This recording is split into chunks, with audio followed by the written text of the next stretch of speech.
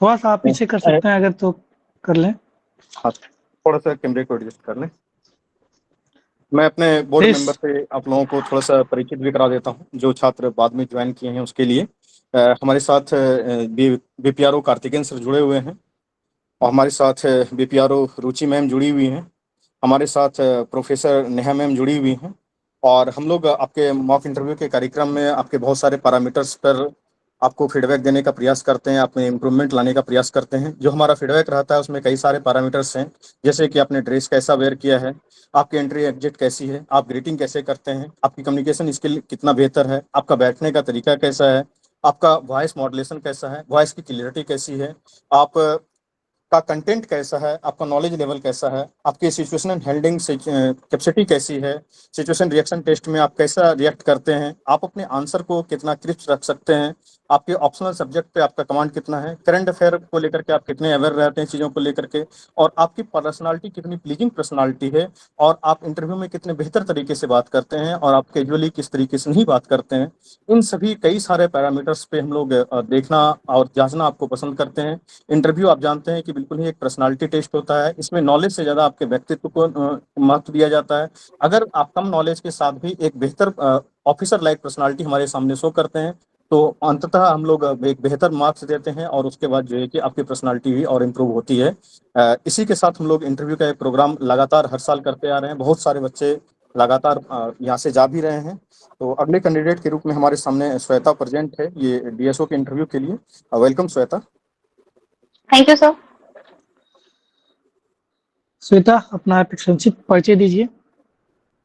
Sir मैंने अपना graduation Magadh university से मैथमेटिक्स ऑनर से किया है, और सर मैंने पीजी भी मैथमेटिक्स ऑनर से मगध यूनिवर्सिटी से किया है, जो कि 2024 में कंप्लीट हुआ है। और सर मेरा ऑप्शनल बीपीएससी डीएसओ में इकोनॉमिक्स है, और सर मेरी हॉबी मधुबनी पेंटिंग करना। आपने मगध यूनिवर्सिटी से मैथमेटिक्स में ग्रेजुएशन किया है, क्या उसका जी इतिहास सर। रहा है? मगध यूनिवर्सिटी का इतिहास क्या रहा है, कुछ बताइए। कब इस्टेब्लिशमेंट हुआ था, कौन सी सर यूनिवर्सिटी है ये?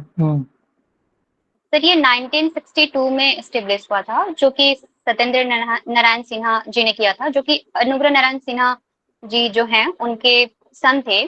और सर रिसेंटली 2018 में उससे पाटलिपुत्र यूनिवर्सिटी अलग होकर के एक अलग यूनिवर्सिटी बनी है, जिसमें कि नालंदा और पटना वाले जो कॉलेजेस थे वो अभी पाटलिपुत्र यूनिवर्सिटी में आ गए। उसके बावजूद मगध यूनिवर्सिटी अभी बिहार की सबसे बड़ी यूनिवर्सिटी में है सर। अनुग्रह नारायण सिंह का बिहार के स्वतंत्रता संग्राम में या आज़ादी के फ्रीडम स्ट्रगल में कुछ योगदान रहा है, कुछ बता पाएंगे? सर उनको बिहार विभूति कहा जाता है सर, और वो औरंगाबाद से थे।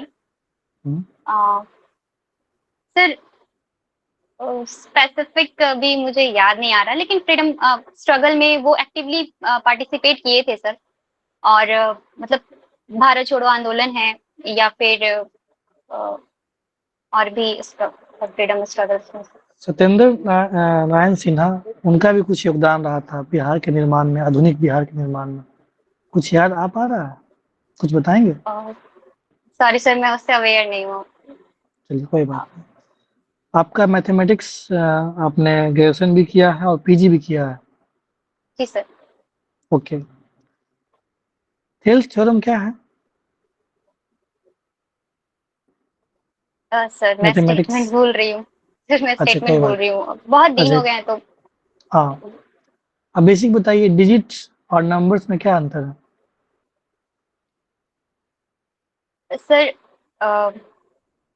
नंबर, सर डिजिट से मिलके नंबर बनते हैं। डिजिट इंडिविजुअल है, जो कि मतलब 0 से लेकर के 9 तक 10 होता है काउंटिंग में। ये तो एग्जांपल हुआ, डिफाइन अगर करना हो तो कैसे डिफाइन करेंगे? सर नंबर को, डिजिट और नंबर, डिजिट को डिफाइन कीजिए। Sorry sir.